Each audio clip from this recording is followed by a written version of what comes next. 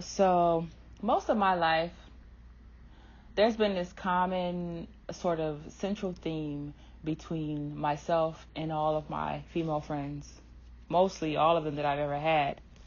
Whether we were best friends, whether we were just cool, associates, club buddies, shopping buddies, whatever we were, the one thing that I had in common with all of them, or really should I say that they had in common with each other, even though they didn't know each other all the time, was that they asked me, how do I just walk away from men? How am I able to just kick a dude to the curb? Whether I like him, love him, care about him, how am I able to just kick them to the curb? And my answer now in 2020 is the same that it's always been since the year 2000. The same. Which is, no matter how much I liked a dude, loved a dude, cared for a dude, wanted to be with a dude, I never loved that dude more than I love myself. And that's my answer. And that's always been my answer. I'm never going to love you more than I love me. And when I talk to dudes, when we get into these conversations about whatever, I always say that, I love you, but I love me more. And I'll show you how much I love me more by when you cross me, I'm getting the hell out of Dodge. It's really not hard for me to do, simply because I see ahead. I see the future when it comes to these men, when they say certain things out of disrespect, when they say they feel a certain way, even if it's not out of disrespect, even if it's just we're not compatible, I already see how this is going to end. And so my thing is, I might as well just end it now and cut my losses and move on, because I already know that from this point on, after you said this or did this, our relationship days are numbered now. There's now an actual tangible number that I am putting on our days that we have left together.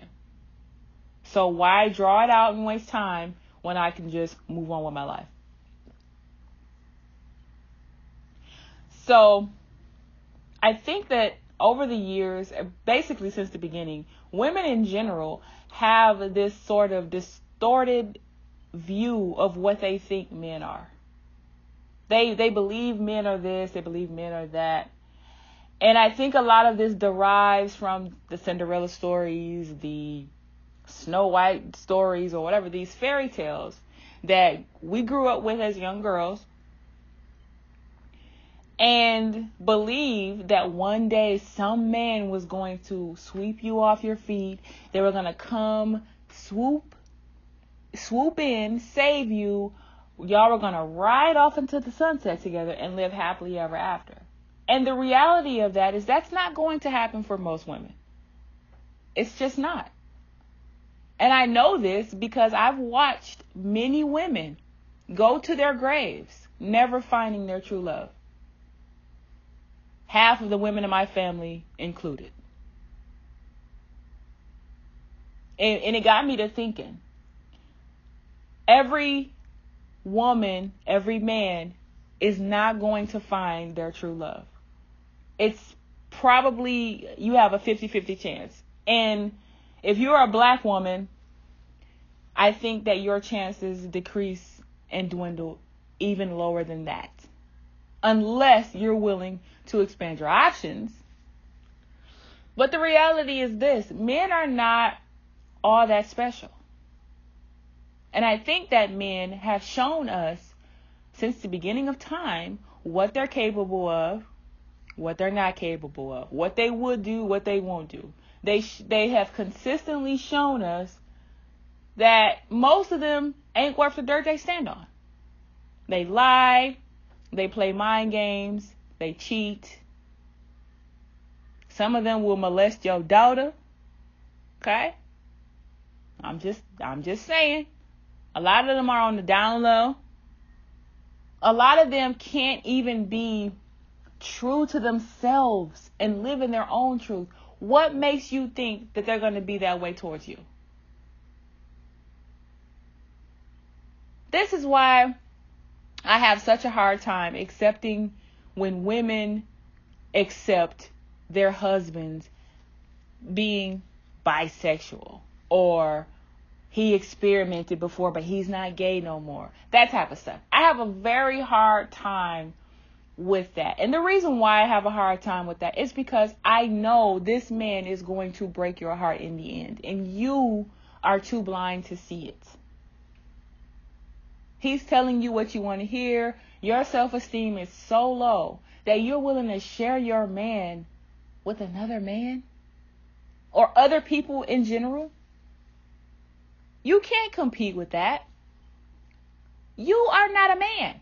We tell men all the time, you don't know what it's like to be a woman, so you can't speak on women's issues. Don't we tell men that shit all the time? Now, what makes you think it's any different when you think you can compete with the opposite sex? For the same reason. You're not a man. You don't understand what men really want and what they really like. If he's having sex with another man, you cannot compete with that on any level.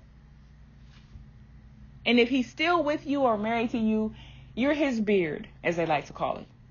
You are the cover-up woman. You're the woman that helps take the suspicion away from other people saying, oh, he's not gay. He has a wife and kids. You know how many down low brothers know that most people think that way? And that's why they get married to a woman, so that they can hide their gay activities. Don't you realize that? And I'm just talking about the so-called bisexual guys. Now, in my opinion, there is no such thing as a bisexual man. You're gay or you're straight. That's that on that. That's just my own personal opinion. I know the definition of bisexual. I know the definition of homosexual. I know the definition of heterosexual, transsexual, bicultural, whatever. I don't know. There's so many terms now. I know all the definitions.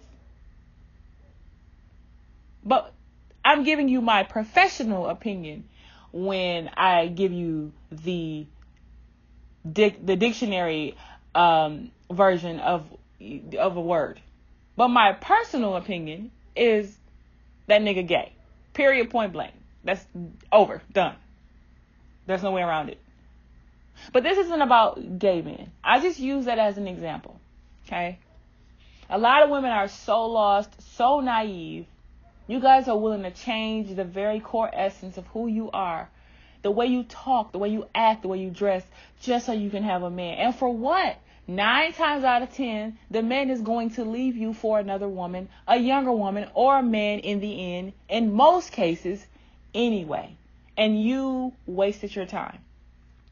This is why I implore women to love yourself, know yourself, have your own shit, your own money, your own resources, your own house, your own vehicle, your own career, your own everything.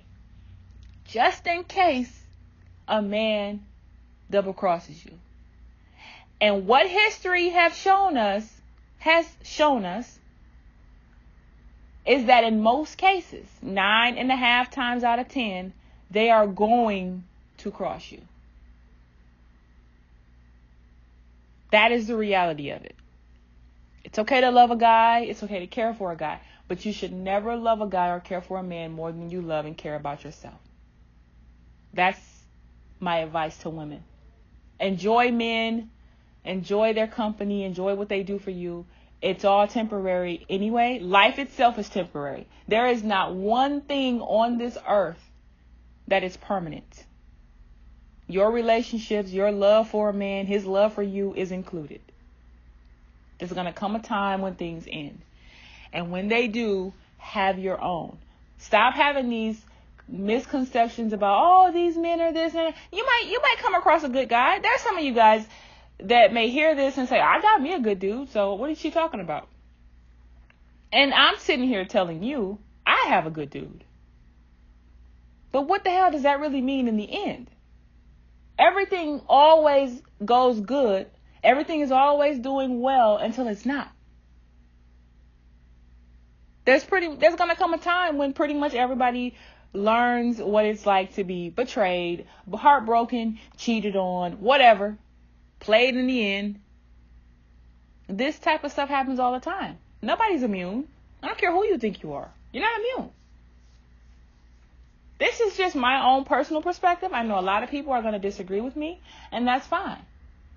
But you will be better off in the end loving you and having enough love for yourself that just in case a man decides to double cross you, you will be okay. Because you know the nature of men.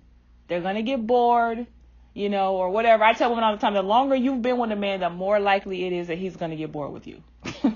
And I'm so sorry to say that. And women get bored. Women get bored too. Women, I would argue that women get bored in marriages way before men do. They're tired. They do most of the work. They want the guy to help out more. He don't.